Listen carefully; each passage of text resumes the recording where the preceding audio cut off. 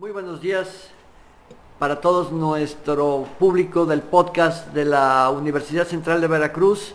Los saludo con mucho gusto desde el podcast de la UCB en Avenida Jalapa 560 en la ciudad capital del estado de Veracruz, Jalapa. Muchísimas gracias por acompañarnos a este nuevo episodio del podcast y hoy tenemos como invitado a un profesor distinguido de la Universidad Central de Veracruz, a un recién egresado de la maestría en educación de la misma institución. Me refiero al psicólogo Alejandro Rojo Amor.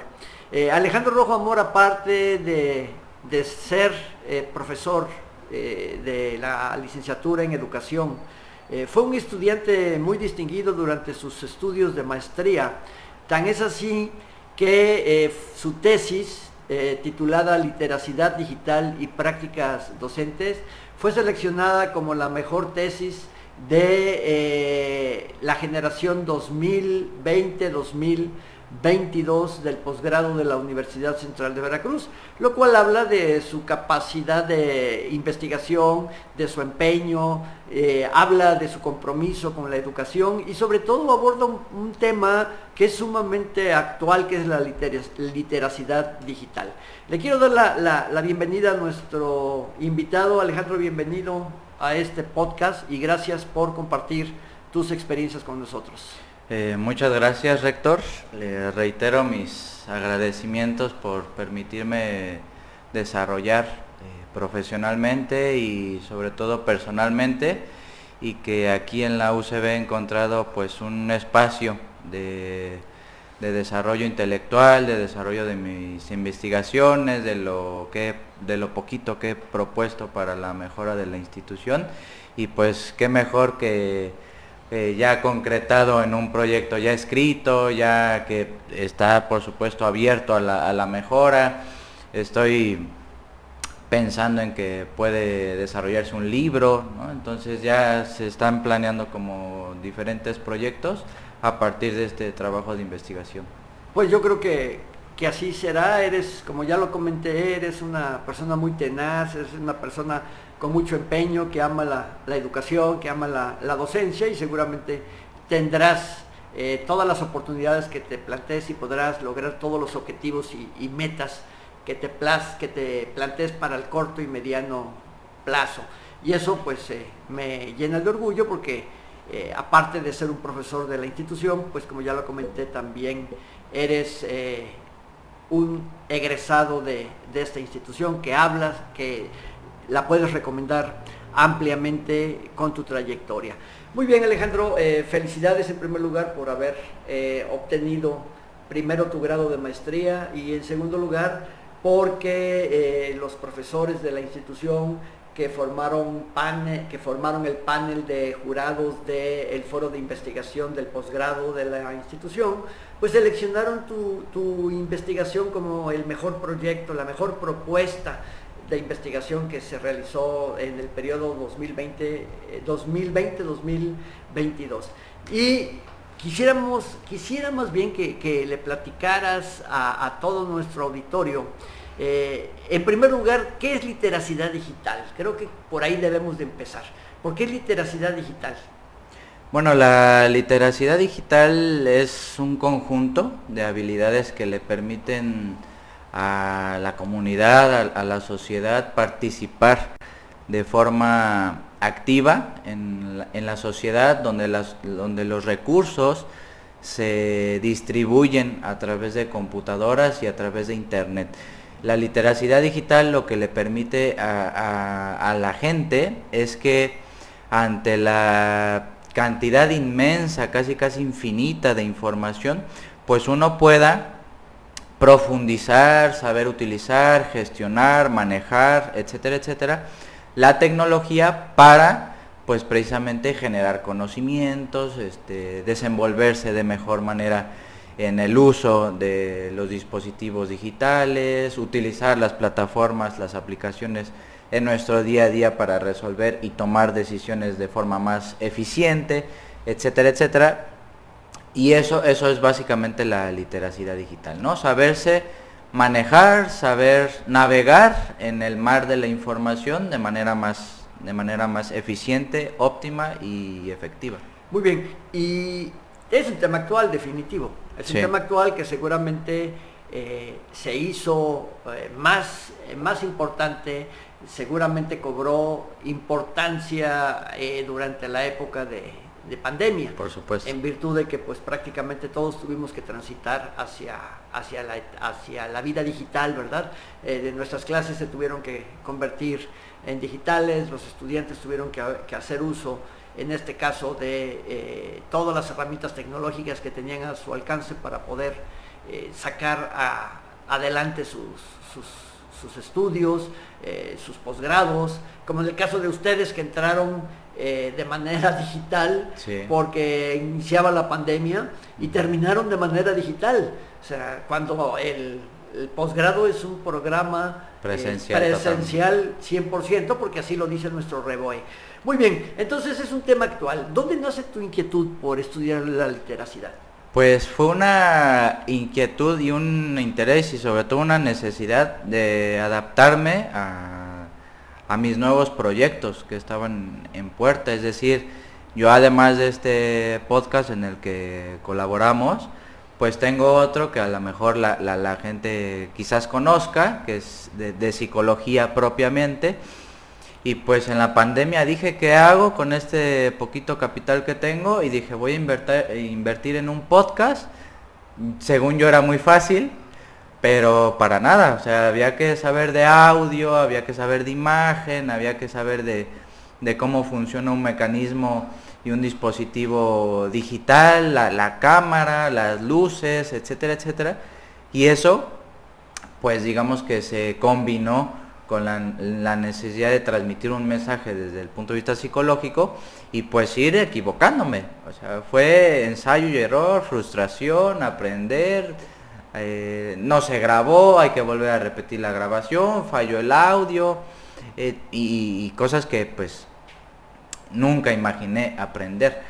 Entonces dije, la tecnología se puede utilizar con un fin adecuado y de contribución social, que pues la educación está inmersa. Entonces llega la pandemia y pues obviamente estudiando el posgrado aquí en la UCB me di cuenta que esa problemática estaba. Teníamos conocimientos muy deficientes, pero al mismo tiempo estábamos obligados a utilizar la tecnología, las herramientas digitales, ¿no? Y quien no se adaptara a esos cambios, pues o suspendía la educación o moría, ¿no? Entonces sí era como un proceso de adaptarse y necesario, por supuesto. Platícanos, desde esta perspectiva que nos das, después de que ya nos definiste qué es la literacidad digital, cómo nace tu interés por aprender más sobre la era digital y sobre todo el mundo de información que nos dan los medios electrónicos hoy en día.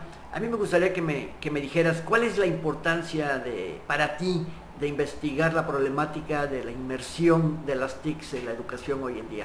Porque hablamos siempre leemos, ¿verdad?, de tanto puntos positivos como puntos negativos, como que son necesarias, como que abusamos de ellas. Escuché durante tu defensa de tu tesis profesional algunos puntos de vista. Me gustaría que nos compartieras esa problemática de la inmersión de las TICs en la educación como algo pues que seguramente llegó para quedarse, porque dudo que ahora volvamos a lo que éramos antes de la pandemia, donde utilizábamos la tecnología prácticamente como una red social, sí, pero no como una herramienta de investigación o de estudio. Ahora platícanos tú, ¿cómo ves esa problemática? ¿Qué investigaste? ¿Qué sabes? ¿Qué nos puedes compartir? Algunos datos que pueden ser importantes para sustentar lo que voy a decir. Pasamos 8 horas diarias, ¿sí?, en redes sociales consumiendo nada, básicamente, ¿no? El video chistoso, los memes, información totalmente irrelevante. En ese 8 horas. 8 horas, según estudios científicos. Pero supongo 8 que horas. debe de ser en la edad juvenil, ¿no? En los jóvenes. Increíblemente y desafortunadamente empiezan a edades muy muy tempranas, ¿no? Porque Niños. los papás, y eso sí es terrible, los papás, para que no haga berrinche el niño, le dan la tablet, le dan el celular, le dan lo que sea y se tranquiliza. Entonces ya no hay un proceso de tolerancia a la frustración por parte del niño, para que tenga que aprender que el mundo es frustrante de por sí. Entonces los padres desde los 4 o 3 años con sus hijos ya los exponen a tecnología. Los expertos dicen que eso es terrible, porque el cerebro necesita procesos más exigentes de aprendizaje. En eso está pues la coordinación, ciertos ejercicios de tolerancia, de paciencia, es decir, que se vayan los niños adaptando al mundo real, ¿no? Que pues ahí está la tecnología, pero exponer a un niño donde esté continuamente siendo un consumidor de videos, de TikToks, y muchas veces no sabemos muy bien qué está consumiendo nuestro hijo de 5 años, es donde ahí empiezan los problemas de atención, por ejemplo. Algo que incrementó muchísimo con esto de las tecnologías es que los índices de incremento de los trastornos por déficit de atención en los niños se incrementaron. Por supuesto, cuando tienes a un profesor en el aula donde te enseña con pues rompecabezas, problemas matemáticos que requieren cierta concentración para poder ser resueltos, los niños vienen de casa siendo educados por TikTok, Facebook e Instagram. Entonces se da un proceso ahí bien difícil de que la tecnología pues se utiliza no quiero caer en estas divisiones entre buenas y malas, sino que inadecuados para el aprendizaje. Entonces tienes a niños que se les imposibilita resolver una operación, una ecuación de primer grado, por ejemplo, porque no pueden, con la facilidad que ofrecen las redes sociales, resolver eso que requiere un lápiz y papel, ¿no? Porque las matemáticas funcionan así. Entonces esa problemática es muy muy muy clara en la actualidad. Alejandro, pero aquí finalmente te estás enfocando en un grupo muy vulnerable, que son los niños, que son fácilmente manipulables e influenciables. Sí. Pero ¿qué pasa con los estudiantes universitarios? Finalmente tú eres una persona muy joven, digamos que ya eres una persona con experiencia, porque tu actividad docente no es del año pasado, ya tiene algunos años que estás dedicado a la docencia, y ya podemos decir que has estado en contacto con jóvenes universitarios, a pesar de que tú eres muy joven. Pero, ¿qué pasa con los jóvenes universitarios? Estoy totalmente de acuerdo contigo en lo que dices de los niños. Están siendo educados por el TikTok, están siendo educados por el Facebook, están siendo educados por el Instagram, totalmente de acuerdo. Y por lo tanto, pues hay déficit de atención y toda la problemática que nos mencionas. Pero ¿qué pasa con los universitarios? Finalmente, los universitarios, pues también hacen uso excesivo de la tecnología. ¿Qué pasa con los jóvenes universitarios? Como tú, como profesor universitario y además joven, ¿qué nos puedes decir? Por increíble que parezca, no es muy distinto lo que ocurre con los universitarios, sobre todo de licenciatura. Vamos a poner ese rango de nivel escolar o académico. Uno como profesor ya tiene que decir, un artículo de 15 hojas, pues ir suministrando poco a poco, porque resulta que el universitario promedio dice, no me dio tiempo, no le entendí, a un artículo de 15 hojas, ya no digamos libros enteros, ¿verdad? Me costó mucho trabajo poner atención en la comprensión del desarrollo de este artículo. Entonces tienen severos problemas de comprensión lectora universitaria, algo que Marisela y Lucy algunas de mis compañeras del posgrado dijeron, no sabemos leer en la universidad. Entonces se van acumulando los problemas. Claro, estás leyendo en una computadora, en tu teléfono inteligente, el PDF que te encargó el profesor, y al mismo tiempo te están llegando notificaciones de WhatsApp y el novio te está reclamando, etcétera, etcétera. Y luego te llega un mensaje de tu mamá y un correo electrónico de otro profesor que ya te encargó otra tarea. Entonces están continuamente recibiendo estímulos, notificaciones en este caso, que pues lejos de contribuir esos dispositivos a que tengas gratuitamente un PDF que escribió alguien hace 10 años, pues no comprendes nada por esta saturación, esta sobreestimulación que tenemos en la manera en que leemos, en que comprendemos, en la forma en que ponemos atención a las clases. Entonces sí se vuelve un problema ahí la tecnología, ¿no? Y eso pues lejos de contribuir al aprendizaje significativo de los estudiantes, pues la entorpece. Haciendo un resumen de lo que nos acabas de comentar, hay una problemática en los niños, en los adolescentes, pero llegamos a la universidad y el problema no mejora, el problema continúa. Sí. Tú vienes de un posgrado, acabas de terminar un posgrado exigente porque sabemos que estudiaste una maestría con un rigor académico bastante fuerte, con profesores muy comprometidos, y que se tuvieron que ver inmersos en las tecnologías, porque toda la maestría la hicieron en línea a pesar de que era una maestría presencial. Ahora analízame a tu grupo de maestría, porque finalmente, aunque no hubo ese contacto diario del día a día, pues sí estaban conectados en clases y sí había interacción, porque había trabajos en equipo, porque había cosas que tenían que trabajar de manera colectiva. Sí. Entonces, ahora dime, desde tu perspectiva, en los adultos de posgrado, de maestría, ¿sigue el mismo parámetro, el mismo comportamiento de la edad infantil, pasando por la adolescencia, la juventud y en la etapa adulta? ¿O hay un cambio diferente?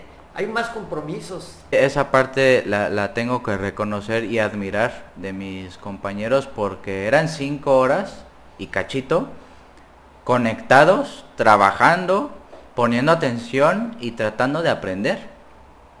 Y en la actualidad, permanecer con una atención plena, 5 horas, con su respectivo descanso de media hora, en una clase, es muy raro que ocurra con una atención realmente significativa. Las clases fueron transformándose, ¿no? Había compañeros que desafortunadamente se desconectaban porque sus recursos tecnológicos les impedían conectarse realmente y que fluyera una clase. Y entonces escribía un compañero, una compañera en el grupo de WhatsApp, ¿no? Compañeros, ayer llovió, la señal está muy débil, intentaré entrar, quizás solo escuche la clase, y esos problemas técnicos, cosa que pues obviamente influye en el aprendizaje. Teníamos otros compañeros que apagaban mucho tiempo su cámara y no sabíamos si estaban aprendiendo. El profesor preguntaba y resultaba que por el chat escribían tengo problemas con mis recursos tecnológicos. Y había compañeros que sí permanecían de inicio a fin en la clase con la cámara prendida, o si apagaban la cámara era por un momento, yo creo que iban al baño por algo de comer, y volvían a conectar y a prender su cámara, ¿no? Entonces esto habla mucho, y lo digo en mi trabajo de investigación, de las brechas que las clases en línea vinieron a demostrar, que hay brechas en cuanto al acceso y a los recursos de internet, ¿no? Teníamos compañeros que viven en la periferia de Jalapa, en municipios aledaños de aquí, y pues hasta allá, ya sea por ingresos económicos deficientes que no permiten una conexión a internet adecuada, pues tenían que sobrellevar esta situación, ¿no? La ventaja es que las clases estaban grabadas y eso ayudaba mucho a que en su momento pues pudieran repasar algunas cosas, ¿no? Pero sí se habla mucho de estos problemas del acceso a la tecnología. Estamos hablando de dos problemáticas. La problemática de dispersión, de atención, cuando los recursos tecnológicos son los adecuados, Sí. Que estamos viendo a los niños de las ciudades, de los medios urbanos, en donde no es el problema la conectividad, pero sí es un impacto negativo la distracción que implica. Lo mismo sucede en el nivel licenciatura. Sí.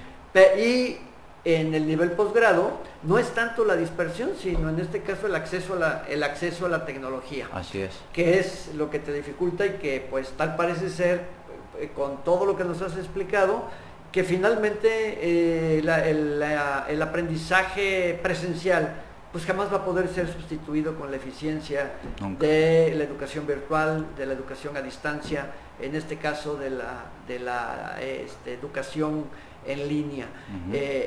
Bien, entonces dime alguna ventaja que tenga, un beneficio que tenga el uso de las TICs en las aulas, ¿verdad? Porque pues tal parece ser que más que un formador es un deformador. Por supuesto. Desde tu perspectiva. Sí. O así lo percibo, de acuerdo a los datos que te genera tu investigación y de acuerdo a tu experiencia de que estás inmerso como profesor en el nivel universitario y eres estudiante de posgrado de manera simultánea, aunado a que eres una persona joven que estás en la edad tecnológica, ¿verdad? Un millennial, vamos a decir, ¿verdad? Sí, donde sí. vives con la tecnología Sí. de la mano. Entonces, dime por favor algún beneficio, porque pues tal parece ser que no hay, o al menos como nos lo expresas. Uno de los beneficios que críticamente yo detecté en mi trabajo de investigación fue que sí permite, claro, con todo esto que vengo diciendo de la literacidad y de saber utilizar la tecnología como un medio y como un fin, fue que sí permite un acceso a la cultura o al conocimiento para todos. Es decir, A ver, ¿cómo para todos? Una persona, por ejemplo, que ahorita puede vivir en una comunidad, digamos, lejana de la capital de un estado, no necesita ya ahorrar determinada cantidad de dinero para comprarse un libro carísimo que viene de España y que es muy difícil antes de conseguir, ¿no? Ya no necesita esos recursos económicos tan caros para poder cultivarse o investigar. Ya no necesita la pila de libros físicos para acceder a un conocimiento privilegiado, ¿no? Ahorita basta con saber utilizar Google, teclear el libro en PDF en que queremos y descargarlo de forma gratuita. Eso a mí me encanta de la tecnología, que nos permite sí acceder a una cultura, a unos conocimientos en español. Ya si dominamos pues una segunda o tercera lengua, pues qué mejor. Tenemos una cantidad de acceso increíble en la red. Eso es uno de los beneficios. Bueno, sí, pero finalmente tú comentaste hace un momento que está la información, pero que no la sabemos utilizar. Entonces puede ser, bueno, ahí está, sí, pero hay un cristal entre el acceso a la información y el uso de la información. Sí. ¿Verdad? Porque tú me dices, hay un beneficio porque está toda la información en la red, sí, pero de acuerdo a lo que dijiste de que era literacidad, pues sí. Ahí se queda, ¿no?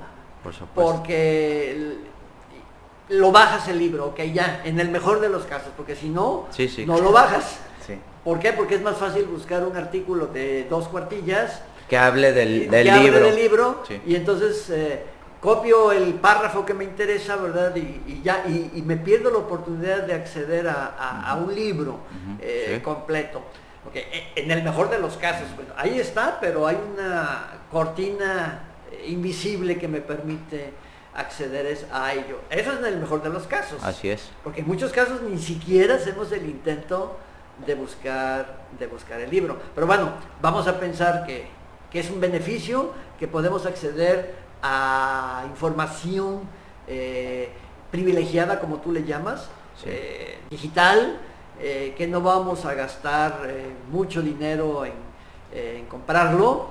En mis épocas de estudiante, pues las fotocopias eran lo que salvaba, porque pues a pesar de que estaban los libros, el número de libros que podías encontrar para poderlo comprar tampoco era así como que encontraras en una biblioteca 50 libros, 50 libros del mismo autor sobre el mismo tema. Había 4 o 5 libros, y si era un grupo de 50 alumnos, pues ya no había, y entonces ibas a la librería y decías, ¿y este libro? No, pues no lo tenemos. ¿Dónde está? No, pues en Ciudad de México. Ay, Ciudad de México, tengo que ir a Ciudad de México. Se los podemos traer. ¿Y en cuánto tiempo llega? No, pues va a llegar en un mes. Y entonces pues eso te retrasaba todo el proceso, ¿verdad? Entonces, para resolver la problemática, lo único que hacíamos era inmediatamente, pues sí, recurrir a las fotocopias.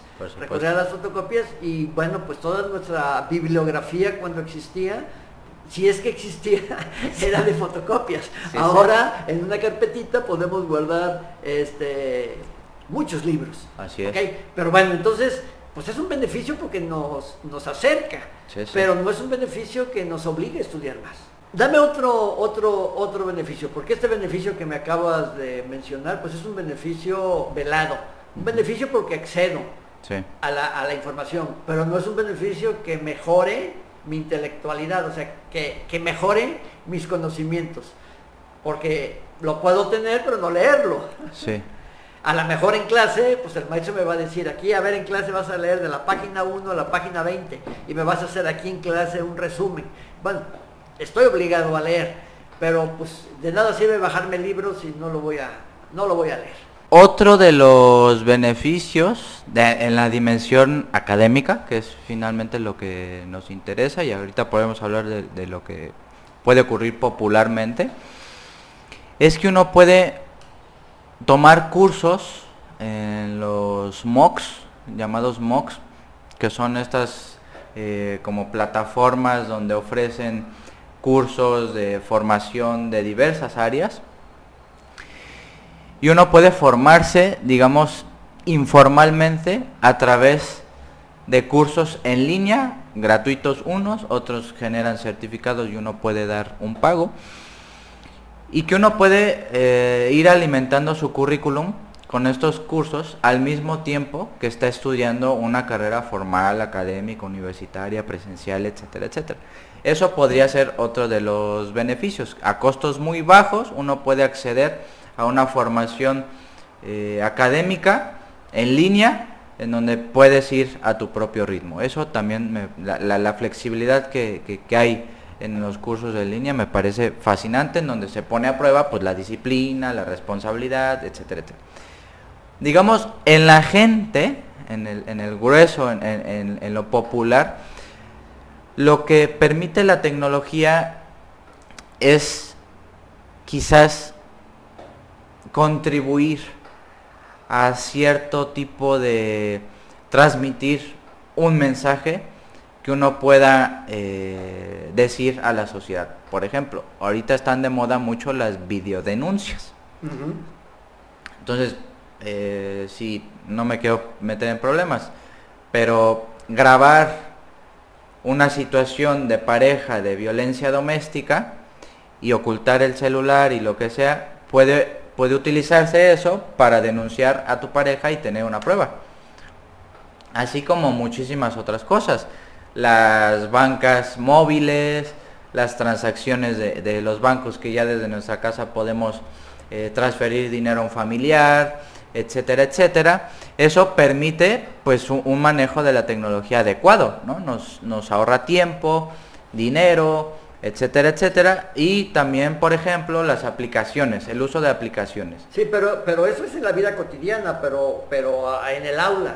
O sea, ¿qué ventajas le ves el uso de la tecnología en las aulas? Eso estoy de acuerdo contigo, pues en la banca móvil pues nos resuelve la vida. En lugar de ir a hacer una cola de 3 horas al banco, en 20 segundos hago la transferencia, ¿verdad? Sí, sí. Y eso estoy de acuerdo, en nuestra vida cotidiana nos resuelve muchas cosas, pero finalmente en el aula, ¿qué beneficio le ves después de todo lo que me acabas de comentar? Además de que, como ya nos dijiste, podemos acceder a una gran cantidad de libros. ¿Qué más hay? ¿Qué conocimientos o qué habilidades, qué destrezas? ¿Cómo impactan mi formación como estudiante? Yo lo podría responder eso con unas técnicas que ahorita el constructivismo está proponiendo, que es el aprendizaje basado en proyectos y el trabajo colaborativo, ¿no? En donde también se habla de un aula invertida. Sí. También se habla de un aula invertida donde el estudiante va a su casa, se va a los links que el profesor le puso en la plataforma, los estudia, los comprende, los analiza, toma notas, etcétera, y en el aula van a compartir eso que se estudió en la casa. Entonces, en ese sentido, yo creo que en el aula en sí en el aula, la tecnología en algunos casos puede convertirse híbrida, por ejemplo. Algún alumno que se enfermó, le dio gripa y puede conectarse desde su casa tomando sus medicamentos y no perderse la clase. Eso yo lo considero también magnífico, porque ya no es un impedimento la enfermedad. Ni tampoco el tiempo de que llovió y no voy a poder llegar porque me dejó el camión. Así es. Sí, me levanté 15 minutos antes de clase y me voy a bañar y entonces ya no voy a llegar a la clase. Pero me puedo sentar en pijama a tomar la clase y ya después me baño. Así es, así es. Eso yo creo que es una ventaja y una herramienta magnífica. Las aulas híbridas, bien utilizadas, con un sentido, con una responsabilidad también, porque los alumnos pueden decir, ay no, ¿para qué voy a la escuela si aquí puedo tomar clases en calzones y en pantuflas? Como, ¿no? Todo el mundo lo ha hecho, como todos lo hemos hecho. Lo ¿no? hemos hecho en algún momento. Pero bien, Alejandro, entonces esa es la teoría, ese es tu marco teórico, lo que tú investigaste, lo que finalmente encontraste y plasmaste en un trabajo de tesis que te valió un premio. Pero ahora regresamos a lo que yo siempre digo, regresemos a la realidad. Sí. Tú eres un profesor y aparte de haber investigado la problemática y haber leído N número de autores y de haber levantado encuestas, pues tú estás en el ojo del huracán, tú eres un profesor, tú estás en la literacidad digital.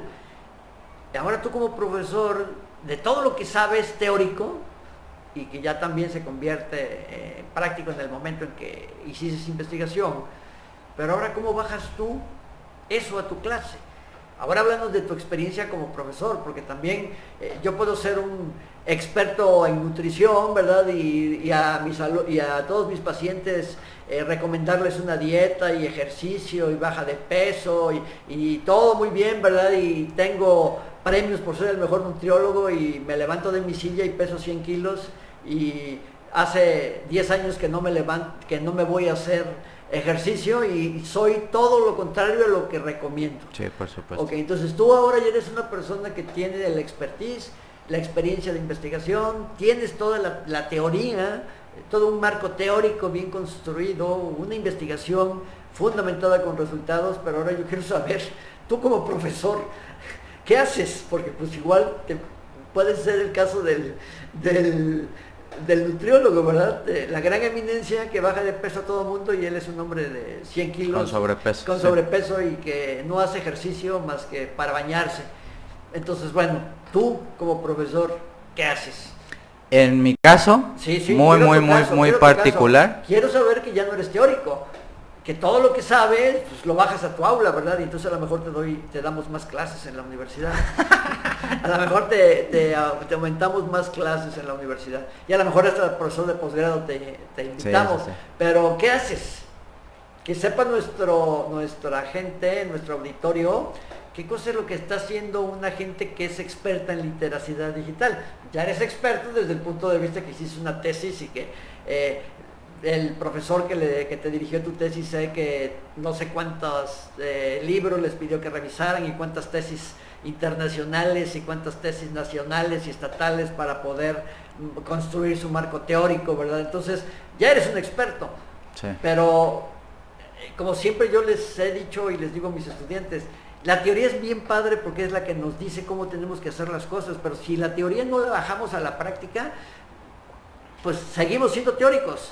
Entonces yo quiero que me digas, ¿qué haces tú con tus conocimientos de literacidad en tu clase?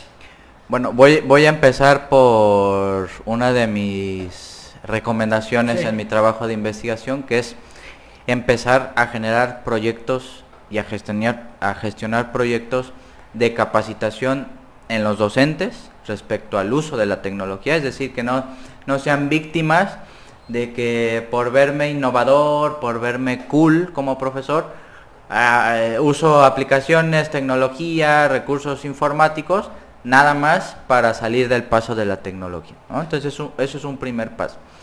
Y el otro paso, increíblemente, que yo he dado, es un paso hacia atrás del uso de las tecnologías. Es decir, mi uso que le doy en las clases, y muchos de mis alumnos lo pueden ser testigos, es que hay que utilizar esos recursos, esas aplicaciones, esas herramientas digitales con mucho cuidado.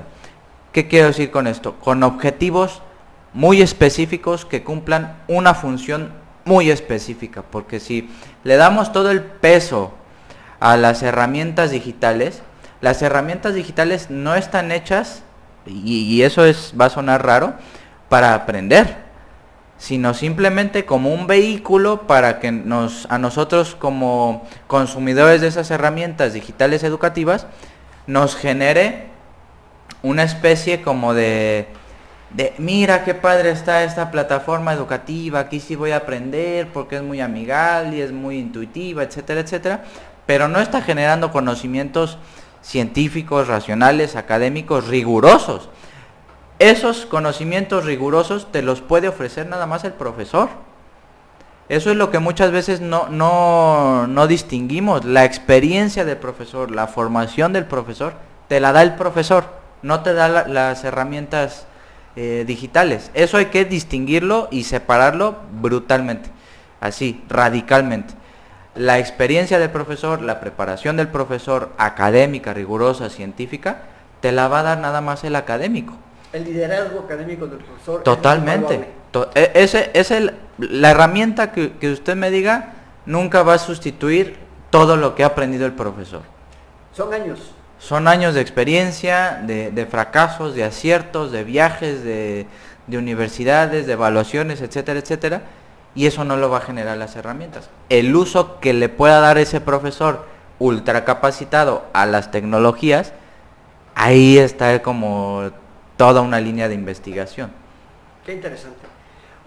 Es decir, que desde tu perspectiva, la educación virtual jamás va a poder sustituir a la educación presencial. Nunca. Okay. La educación virtual nos está facilitando el acceso a la educación en cuestión de traslados, en cuestión de libros, en cuestión de que yo voy a ser dueño de mi tiempo y si salgo de trabajar a las 10 de la noche, a las 10 de la noche me pongo a estudiar porque la clase está grabada. O sea, me va a dar una serie de beneficios como estudiante, como persona, para que yo pueda salir adelante, ¿verdad? Y tener un título profesional. Pero desde tu perspectiva, digamos que va a ser un profesionista sin sal, un platillo sin sal, porque finalmente la sal a ese gran platillo se la va a dar el profesor con su expertise. Así es. Yo siempre digo y hablo de que los profesores, para que un profesor realmente cumpla el rol de profesor y realmente trascienda en la formación de sus estudiantes, debe ser una persona que tenga un liderazgo académico. Y el liderazgo académico yo lo veo como no solo como una persona que sea capaz de mover el grupo, es decir, de que se le respete en el aula, sino que sea un profesor que inspire al estudiante, Uy, sí, sí, que sí, le total. transmita sus conocimientos, que le transmita en una sesión de 1 hora su experiencia en 3, 4 trabajos, Así que le es. digan no hagan esto porque a mí me pasó, y que realmente cuando el alumno camine en la calle a distancia y se encuentra el profesor, le diga gracias profesor, gracias a usted me formó, gracias a usted aprendí la disciplina, aprendí lo que era ser un licenciado en psicología, un licenciado en negocios, lo que sea. Ese liderazgo académico no lo va a poder sustituir nunca la tecnología, Para nada. según tu perspectiva. Sí, sí, sí. Sí, Y eso es a lo que me refería con rescatar la verdadera enseñanza de la educación. O sea, estos valores que usted menciona que son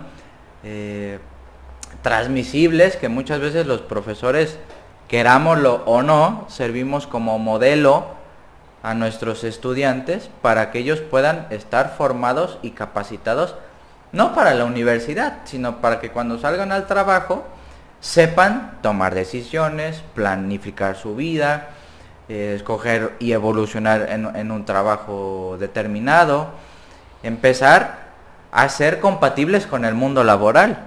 ¿Qué es lo que está pasando? Y no lo digo yo, lo dicen muchísimos autores, que tenemos titulados ignorantes. Titulados que no están capacitados para sobrevivir en la vida, que si de por sí está muy difícil, nos equivocamos al momento de elegir un trabajo, nos vamos nada más por la cantidad de dinero que nos ofrecen en sueldo, entonces ya nos mal orientamos en nuestros planes de vida, entonces vamos improvisando y ya no llegamos a ningún punto, entonces ya no ejercemos.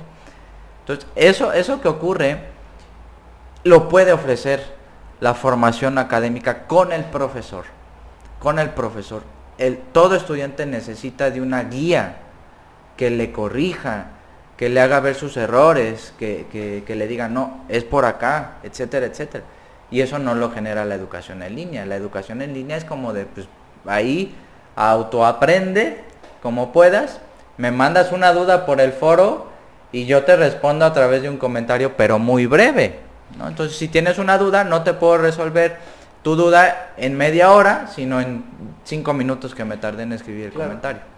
No, definitivamente cuando estás en una clase presencial, tú no solamente aprendes de lo que el profesor te transmite, ya sea por conocimientos o por experiencia, sino también aprendes de las respuestas que el profesor le da a las dudas de tus compañeros.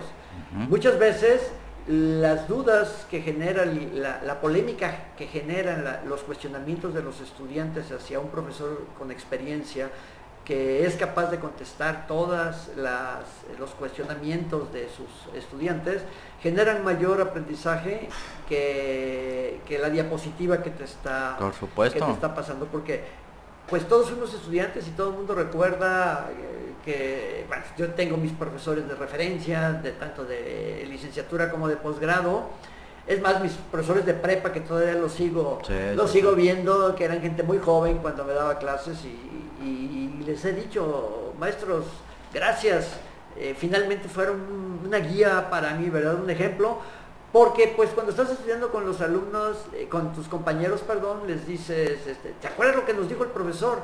Eso no es así, porque se acuerdan lo que le pasó a él, se acuerdan que nos dijo que no le salió por esto. Entonces esa experiencia que te ayuda a resolver una problemática o que genera un aprendizaje significativo, es lo que realmente vale de una clase presencial. Entonces yo debo de entender, por todo esto que nos comentas, Alejandro, es de que la educación en línea, el uso de las TICs, es un acercamiento a la educación, pero no una sustitución a la educación presencial. Es decir, es un complemento a la educación. Así es. ¿Sí? Un complemento muy valioso que te ahorra dinero, que te ahorra tiempo, que te ahorra distancia, que te ahorra horarios, ¿verdad? Pero en determinado momento jamás va a poder ser sustituido por el liderazgo académico de un profesor. Entonces, cuando el liderazgo de un profesor, quiero entender, se mezcla con el uso racional de las TICs en el aula, pues se genera se genera un trabuco. Y entonces el alumno sale preparado tanto con conocimientos teóricos prácticos como con conocimientos digitales que lo van a acercar a un mundo del conocimiento, como tú lo acabas de decir en este momento, pero siempre y cuando estén bien guiados los estudiantes. Así es. Yo creo que es fundamental primero darle bases a los estudiantes académicas y residuales digitales, por así decirlo, ¿no? Quizás el auditorio no está para saberlo, pero ahorita logré una beca que me otorgó Google para estudiar un curso de 6 meses de gestión de proyectos.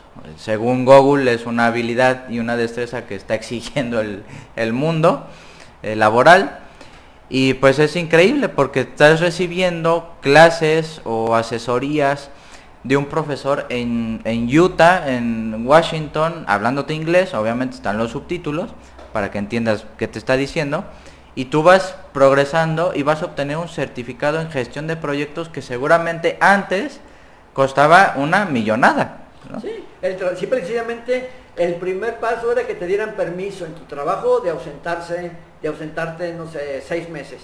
Sí. Uno, te podían dar el permiso, pero ibas a dejar de recibir tu salario. Así es. Y posteriormente, pues tu manutención y tu estadía en la universidad en la que ibas a estudiar. Entonces, sí hay un acercamiento del conocimiento. Claro. Pero necesitamos una guía. Una guía fundamental del profesor. O sea, nunca se va a sustituir desde tu perspectiva, desde tu punto de literacidad digital, que fue tu trabajo de tesis. El profesor jamás se va a poder sustituir, a pesar de todos los avances tecnológicos. Y hablando de mi segunda categoría de análisis, que fue las prácticas docentes, los profesores que no se adapten a estos cambios entre lo híbrido, lo digital, lo analógico, pues una de dos, o van a seguir estando en la universidad porque ya tienen la base o su puesto institucional asegurado, pero paulatinamente van a ir perdiendo jerarquía y sobre todo credibilidad en cuanto a su forma de darle clases, porque se va a quedar desfasado, o lo que va a ocurrir es que entendemos esta práctica docente como una transformación necesaria y vamos a tener que dar un paso como profesores en estar formados entre estas cosas, el aprendizaje mixto, lo híbrido, lo digital, lo analógico, lo tradicional, ¿por qué no recuperarlo?, lo novedoso de la época. Entonces los profesores sí tienen que repensar inmediatamente su práctica docente, porque ya rebasa el si me gusta la tecnología o no. Ya va a ser una necesidad de cambio, ya va a ser una transformación en la práctica docente, como creo yo nunca jamás en la historia. Alejandro, me gustaría, mira, yo estuve en el foro de investigación del posgrado, y realmente me llamó mucho la atención que los jóvenes, bueno, primero me llamó la atención de que por primera vez se presentaron a la institución después de 2 años. Sí, eso fue raro. Fue raro porque, pues, venían a exponer su trabajo de investigación y no sabían dónde estaba el baño, ¿verdad? Llegan a terminar y me decían, ¿dónde está el baño, ingeniero? Sí. ¿Dónde está la cafetería? Bueno, sí es tu institución, pero bueno, finalmente es lógico porque pues en 2 años no estuvieron de manera presencial. Me llamó mucho la atención dos aspectos que al final de cuentas creo que trascendieron a pesar de todo lo que tú nos comentas de la era digital. Los estudiantes se referían como a mi institución, mi universidad, voy a trabajar por mi universidad, agradezco a mi universidad, me siento muy orgulloso de mi universidad. Finalmente logramos trascender como institución y generar un sentido de pertenencia a los estudiantes. Eso es interesante porque pues tú sabes que la pertenencia se obtiene con el contacto diario, o sea, cuando te pones la camiseta. Entonces, escuchar a los estudiantes repetir en sus presentaciones o en el momento de que terminaban y daban sus conclusiones, de hablar de su universidad, a la cual no habían asistido durante 2 años, pues es muy grato. La otra parte que me llamó mucho la atención fue que se expresaron excelente de sus profesores, sí, del compromiso de sus profesores por la educación, del compromiso que sus profesores tuvieron para enseñarles, para estar atrás de ellos en sus investigaciones, de la retroalimentación que habían recibido. Y esto, pues tal parece que se contrapone un poco a lo que tú nos acabas de explicar, porque al final de cuentas los profesores de la universidad, del posgrado, sí lograron trascender hacia los estudiantes aún de manera virtual, y la institución finalmente trascendió y creó un sentido de pertenencia con los estudiantes, que ahora los egresados hablan de su universidad, cuando ni siquiera habían podido... La conocían, sí. Es más, yo creo que no sabían ni dónde estaba, yo creo que la buscaron en Google para poder llegar el día del foro. Como psicólogo, como experto en literacidad digital y con base a todo lo que nos has comentado, ¿qué pasó ahí? Yo creo que la importancia estuvo en que los profesores tuvieron tal grado de compromiso, y eso se los debo de admirar muchísimo, que las 5 horas estuvieron conectados en Zoom. O sea, ocurre, en algunos estudios entrevistaron a muchísimos profesores y decían, pues es que había docentes que subían el material a la plataforma de Classroom, Edmodo o la que fuera, subían el artículo, instrucciones a los estudiantes, nos vemos en 1 mes. Obviamente el estudiante no se vinculaba con el profesor porque pues no había presencia en vivo, en tiempo real con el profesor, entonces no sabía sus puntos de vista, no sabía ni cómo se llamaban, nada más era como de, estuvo muy bien tu tarea, felicidad, y era un consumismo de la educación muy, muy triste. Acá lo que pasó fue que todos los profesores estuvieron conectados permanentemente en Zoom. A veces nos dejaban claro trabajar en equipo, en colaboración, en las salas en las que íbamos siendo asignados, y trabajábamos en equipo, lo cual permitía pues oxigenar la relación con el profesor y conocernos entre nosotros, ¿no? Entonces yo creo que y después regresábamos y compartíamos, socializábamos lo que habíamos trabajado en esa sesión. Entonces yo creo que eso fue fundamental para que se demostrara que este posgrado es serio, es riguroso, exige, por supuesto que exige, pero lo que transformó eso fue la permanencia de los profesores y que nos regalaran 5 horas de su tiempo los viernes y que nosotros nos sintiéramos acompañados y guiados por un profesor de calidad. Yo creo que eso fue que nos conectáramos muchísimo con los profesores, porque estaban ahí, ¿Liderazgo? ¿Hubo liderazgo académico? Totalmente. Hubo liderazgo académico. Totalmente. Me llamó mucho la atención un compañero alguien que presentó su trabajo y dijo, me sentí acompañado porque en las épocas fueron 2 estudiantes, en las épocas en que tuve problemas familiares muy fuertes, en el momento en que yo emocionalmente me perdí y que decidí dejar el posgrado, tuve el acompañamiento de la parte psicológica, de la parte de la escuela, Uh-huh. que inmediatamente cuando yo notifiqué a servicios escolares, me voy, Servicios escolares lo comunicó, e inmediatamente me cobijaron y me dijeron, ¿qué te pasa? No, es que no puedo con el trabajo. Ven, nosotros de manera presencial te apoyamos, pero no abandones tu investigación cuando estás a punto de concluir. Y entonces dice, me sentí acompañado, me sentí cuidado y no podía yo fallar, porque tenía yo todo.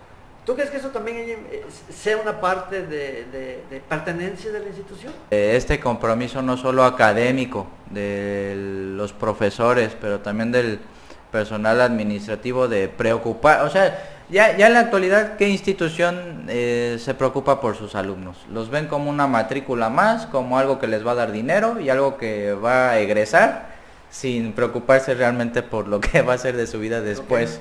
De titulado, ¿no? Entonces yo creo que esta parte humana, entre comillas, de, oye, a ver cómo vas, qué se te dificulta, en qué parte de tu investigación vas, por qué se te dificultó, qué ocurre familiarmente, qué ocurre laboralmente, qué ocurre en tu vida personal, todo eso contribuye a que el estudiante diga, pues es que esta institución sí le estoy pagando y sí me va a titular y sí me va a formar.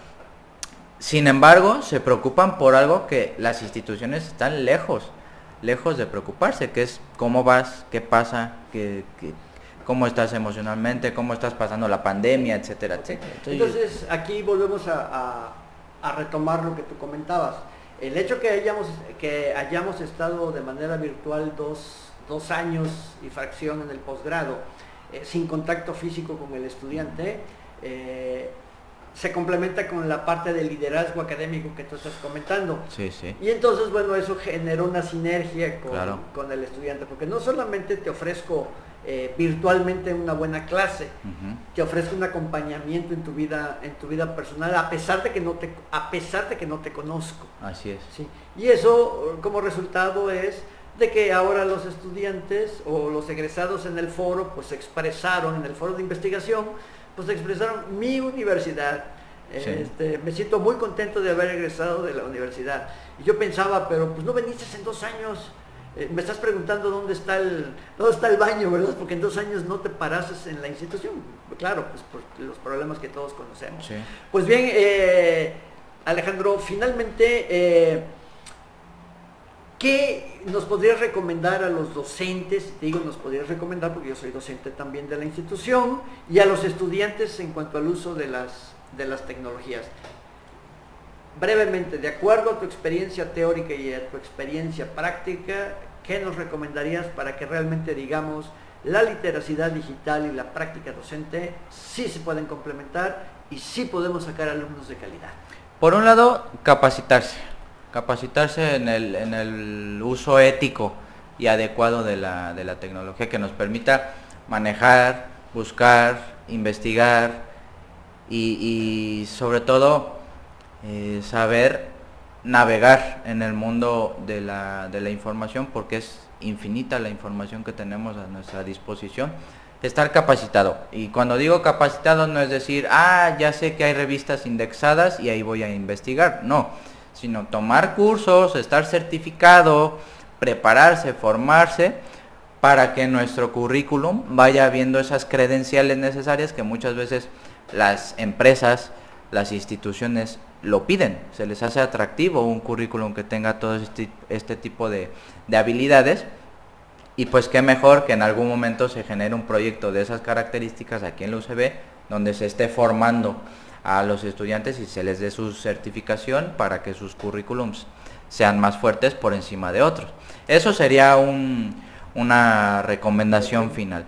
Y por el otro, ya más dirigido a los docentes en sí, en su práctica docente, es que tengan prudencia y cautela al momento de implementar TICs en sus prácticas docentes. Que reflexionen muchísimo sobre cómo van a utilizar y con qué sentido van a utilizar esas herramientas digitales, por esto que ya expliqué.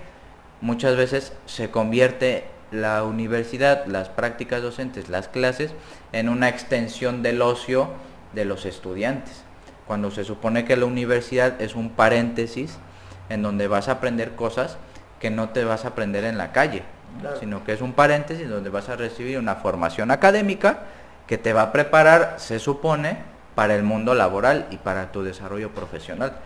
Entonces yo creo que llamo a todos los profesores de que utilicen con sentido crítico y sentido de prudencia ética las plataformas digitales. Esa sería mi recomendación más importante, y para eso fue mi trabajo de investigación. Pues qué interesante. Ojalá muchos estudiantes y muchos docentes nos escuchen y cambien su perspectiva hacia la era digital, sí. Porque pues así como hay padres que dicen, pues yo ya traje la comida a la casa, ¿verdad? Ahí está, sí. Ahí está la quincena, está el refrigerador lleno, hay televisión, mis hijos tienen su laptop cada uno, ¿verdad? Pues ya, yo ya cumplí como padre, ¿no? Yo ya la hice y ahora salgan a la calle y a ver cómo les va.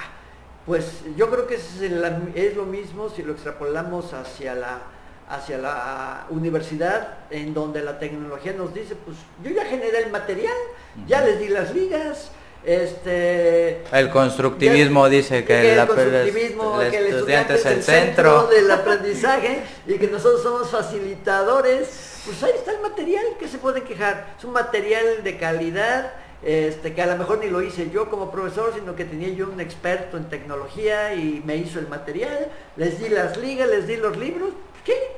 ¿Cuál es el problema? Así es. Yo ya lo hice. Pues sí, tanto el padre que lleva mucho dinero a la casa y le suelta a todos los hijos y no los vigila, como el profesor que le da toda la información al estudiante pero no lo guía, haciendo abuso de la tecnología, pues entonces resulta que hijos sueltos, hijos desobedientes, sí. Hijos con una perspectiva o con una proyección para delinquir, ¿verdad? Como estudiantes perezosos, sin experiencia, así es. Que no tengan ningún orden como profesionista. Pues qué interesante, Alejandro, te agradezco mucho el que hayas venido al podcast de la Universidad Central de Veracruz para compartir esta experiencia tan importante que tuviste como estudiante de posgrado. Felicitarte nuevamente por ese premio que recibiste a la mejor tesis de posgrado 2020-2022. Gracias por tu empeño de ser cada día mejor profesionista y sobre todo pues por el tiempo que le dedicas a los estudiantes de la Universidad Central de Veracruz. Ojalá tuviéramos al menos 5 profesores como tú en la universidad para que la universidad siguiera creciendo, ¿verdad? Y se siguiera fortaleciendo. Pues muchísimas gracias, muchísimas felicidades nuevamente. Soy Jorge Rafael Pérez Moreno, los saludo nuevamente, más bien me despido de todos ustedes desde el podcast de la Universidad Central de Veracruz en la ciudad de Jalapa. Muy buenas tardes y los espero en el siguiente episodio.